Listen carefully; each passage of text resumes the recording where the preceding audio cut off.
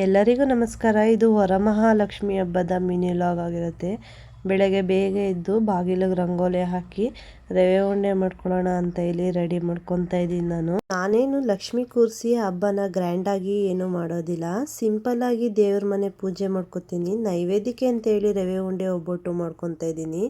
ಇಲ್ಲಿ ಒಂದು ಪಾನಿಗೆ ತುಪ್ಪ ಹಾಕಿ ಗೋಡಂಬಿ ದ್ರಾಕ್ಷಿ ಫ್ರೈ ಮಾಡಿ ತೆಗೆದಿಟ್ಕೊಂಡು ಅದೇ ಪಾನಿಗೆ ಚಿರೋಟಿ ರವೆ ಹಾಕಿ ಹಸಿ ವಾಸನೆ ಹೋಗೋ ಥರ ಹುರ್ಕೊತಾ ಇದ್ದೀನಿ. ಬೇರೆ ಪಾತ್ರೆಗೆ ತೆಗೆದಿಟ್ಕೊಂಡಿದ್ದೀನಿ. ಮತ್ತೆ ಅದೇ ಪಾನಿಗೆ ತುಪ್ಪ ಹಾಕಿ ಕೊಬ್ಬರಿನ ಹಸಿ ವಾಸನೆ ಹೋಗೋ ಥರ ಫ್ರೈ ಮಾಡ್ಕೊತಾ ಇದ್ದೀನಿ. ಅದಾದಮೇಲೆ ರವೆ ಹಾಕಿರೋ ಪಾತ್ರೆಗೆ ಕೊಬ್ಬರಿನೂ ಹಾಕಿ ಅದಕ್ಕೆ ಸ್ವಲ್ಪ ಏಲಕ್ಕಿ, ಸಕ್ಕರೆ, ಫ್ರೈ ಮಾಡಿರೋ ಅಂಥ ಗೋಡಂಬಿ ದ್ರಾಕ್ಷಿ ಹಾಕ್ಕೊಂಡು ಚೆನ್ನಾಗಿ ಮಿಕ್ಸ್ ಮಾಡ್ಕೊತಾ ಇದ್ದೀನಿ. ಮಿಕ್ಸ್ ಆದಮೇಲೆ ಕಾದಿರೋ ಹಾಲನ್ನು ಒಂದು ಲೋಟ ತೊಗೊಂಡಿದ್ದೀನಿ. ಏಕೆಂದರೆ ಬಿಸಿಯಾಗಿರಬೇಕು. ಇದೆಲ್ಲ ಬಿಸಿಯಾಗಿರುವಾಗಲೇ ಉಂಡೆ ಬರುತ್ತೆ, ಚೆನ್ನಾಗಿ ಕಟ್ಕೊಳ್ಳೋಕೆ ಸರಿಯಾಗುತ್ತೆ.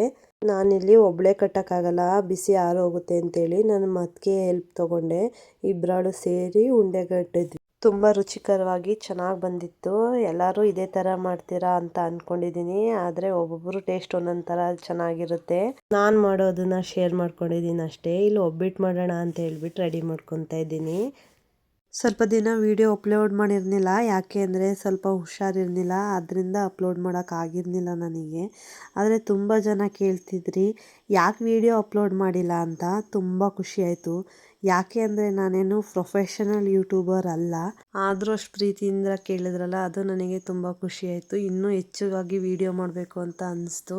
ಇಲ್ಲಿ ಕೆಲಸ ಎಲ್ಲ ಮುಗಿಸಿ ನಾನು ಹೊಳೆನರಸೀಪುರ ಹೋಗಬೇಕಾಯಿತು. ಅಮ್ಮನ ಮನೇಲಿ ಪೂಜೆ ಮಾಡ್ತಿರ್ಲಿಲ್ಲ, ಹಾಗಾಗಿ ದೊಡ್ಡಮ್ಮನ ಮನೆ ಇನ್ವೈಟ್ ಮಾಡಿದರು. ಮತ್ತು ಒಂದು ಟ್ಯಾಕ್ಟ್ರ್ ಶೋರೂಮು ಓಪನ್ ಇತ್ತು, ಹಾಗಾಗಿ ನಮ್ಮ ಜಾಗದಲ್ಲೇ ರೆಂಟಿಗೆ ಕೊಟ್ಟಿದ್ವಿ.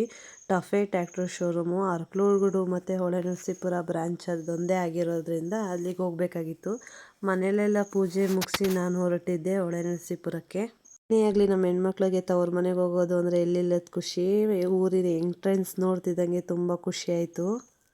ಟ್ಯಾಕ್ಟ್ರ್ ಶೋರೂಮ್ ಮುಗಿಸಿ ದೊಡ್ಡಮ್ಮನ ಮನೆಗೆ ಹೋಗಿ ಪೂಜೆ ಮುಗಿಸಿ ಅಲ್ಲಿಂದ ಬೇಗ ಬಂದು ಮುತ್ತೈದೆಯರನ್ನೆಲ್ಲ ಕರೆದು ಅರ್ಶಿನ ಕುಂಕುಮ ಕೊಟ್ಟು, ಮತ್ತು ನಾನು ಮುತ್ತೈದೆಯರ ಮನೆಗೆಲ್ಲ ಹೋಗಿ ಅರ್ಶಿನ ಕುಂಕುಮ ತೊಗೊಂಡು ನನ್ನ ಫ್ರೆಂಡ್ಸ್ನೆಲ್ಲ ಮೀಟ್ ಮಾಡ್ಕೊಂಡೆಲ್ಲ ಬರೋ ಅಷ್ಟೊತ್ತಿಗೆ ತುಂಬ ಟೈಮ್ ಆಗೋಯಿತು. ಇದಾಗಿತ್ತು ನನ್ನ ಮಿನಿ ವ್ಲಾಗ್. ವಿಡಿಯೋ ಇಷ್ಟ ಆದರೆ ಸಬ್ಸ್ಕ್ರೈಬ್ ಮಾಡಿ, ಸಪೋರ್ಟ್ ಮಾಡಿ. ಇನ್ನೂ ಹೆಚ್ಚಿನ ವೀಡಿಯೋ ಮಾಡೋದಕ್ಕೆ ನನಗೂ ಎಂಕರೇಜ್ ಸಿಕ್ಕಂಗಾಗುತ್ತೆ. Thank you.